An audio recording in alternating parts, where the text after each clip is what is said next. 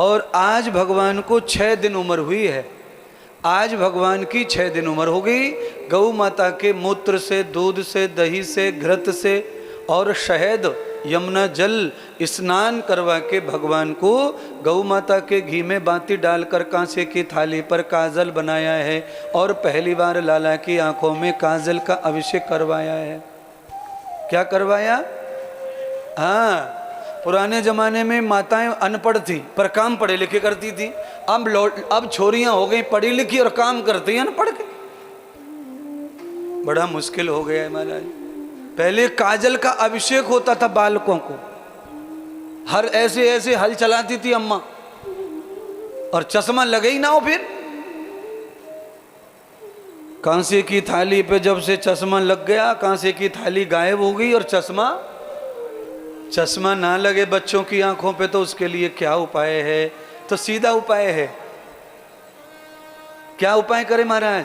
गर्भवती महिला को रोज 2 काली मिर्ची खानी चाहिए और 1 चम्मच गाय का घी खाना चाहिए 9 महीने तक, और व्यायाम करना चाहिए।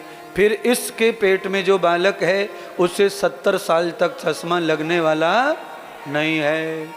अब घी खा रहे नहीं है छोरियां, पाउडर पी रही हैं, हेलोपैथी का पाउडर, बोलो अंग्रेजी पाउडर। ज्यादा धनवान महिलाओं को आयुर्वेद पे बिल्कुल भरोसा नहीं है। आयुर्वेद किन के लिए बनाया? गरीबों के लिए। तुलसी के पत्ता तोड़ लो, पानी में उबाल के पी लो, बुखार ठीक। अमीर लोग ऐसा काहे को करेंगे? अमीरों के पास तो पैसा फटा ही जा रहा है। पर जहां गरीबी की जरूरत है वहां अमीर को भी गरीबी का कभी कभी अनुभव करना चाहिए। हाँ, उससे कोई अपन गरीब थोड़ी हो जाएंगे।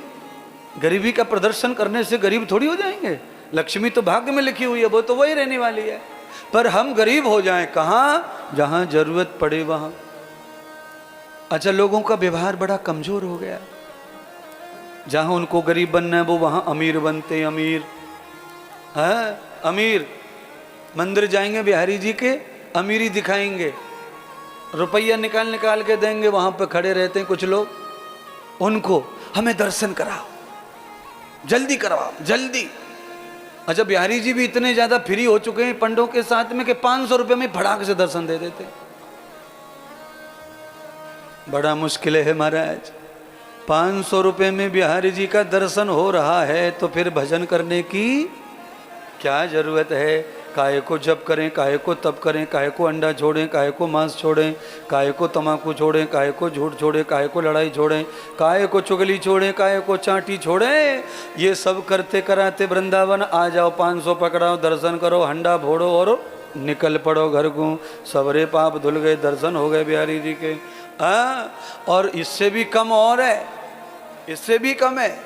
वहाँ तो आप 100 रुपये दे दो जमुना जी पे, वहाँ तो पूरे धो देता है। बोलो, जब इतना रेडीमेड धर्म हो जाएगा हिंदुओं का तो फिर कुछ आगे चल के भला होने वाला फिर आगे भला नहीं होगा। कमजोर मत बनाओ धर्म को, संस्कृति को, परंपरा को, खुद को प्रगाढ़ता के साथ। दूसरी संस्कृति का कोई व्यक्ति आकर अपने से पूछे कि ये श्लोक गीता में कहाँ मिलता है, तो आपको बता देना चाहिए कि ये श्लोक इस अध्याय का फलाना श्लोक है। तब तो हिंदू संस्कृति बचेगी, अन्यथा फिर बचने वाली नहीं है। अब बताओ, गीता पे हाथ धर के सौगंध खा रहा हूं मैं, जो कहूँगा सच कहूँगा, सच के सिवाय, और प्योर झूठ बोल रहा गैया। कटघड़े में खड़ा होकर को काला कोट भी और सफेद सब मिलके झूठ बोल रहे हैं, और गीता पे हाथ धर के सौगंधे खा रहे हैं। अब बताओ, इनको माफ करेंगे वो भगवान जो बंसरी वाले? गीता उनकी वाणी है,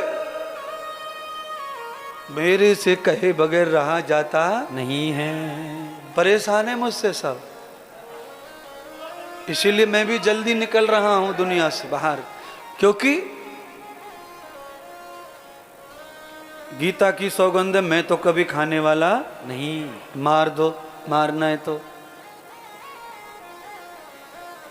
गीता की सौगंध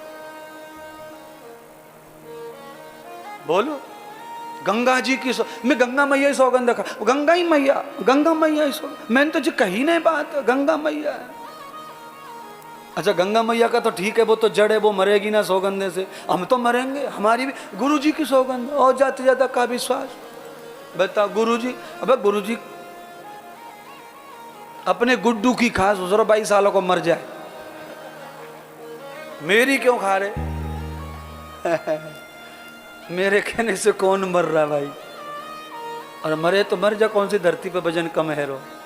पर मैं तो भैया जगाने और जिंदा रखने के लिए कथा सुना रहा हूं, मारने के लिए नहीं।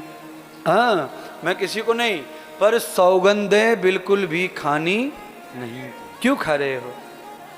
झूठ बोलना है तो सौगंधे से उसका कोई संबंध, और सच बोलना है तो सौगंधे की जरूरत ही नहीं। भाई सच में सौगंध लगाने की जरूरत नहीं है ना, वो तो आपको बनावट बनानी है तो कुछ मिलाना है। अच्छा बोलो, आप जब खोआ खाते हैं तो उसमें चीनी डालो, बूरा डालो, वो आपकी अलग अपनी सोच है, अपनी इच्छा है। नहीं तो खोआ पहले से मीठा होता है, उसमें और शक्कर डाल रहे हैं तो आपकी इच्छा है, आपकी तृष्णा बड़ी हुई है मीठे के लिए, इसलिए मिला रहे। अगर आप उसमें शक्कर बूरा डालते हैं तो खोए की महिमा कम हो जाती है, फिर बूरे की शक्कर की महिमा बढ़ जाती है। ऐसे ही आप जब झूठी कूटी सौगंधे खाते हैं तो सच्चाई की महिमा खत्म हो जाती है।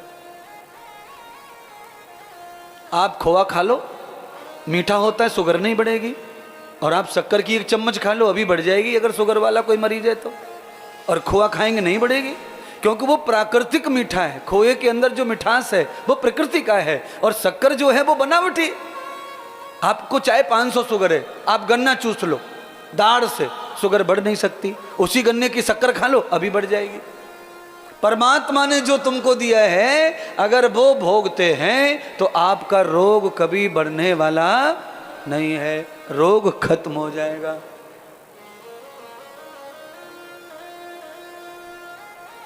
आज भगवान की छठी का पूजन हुआ।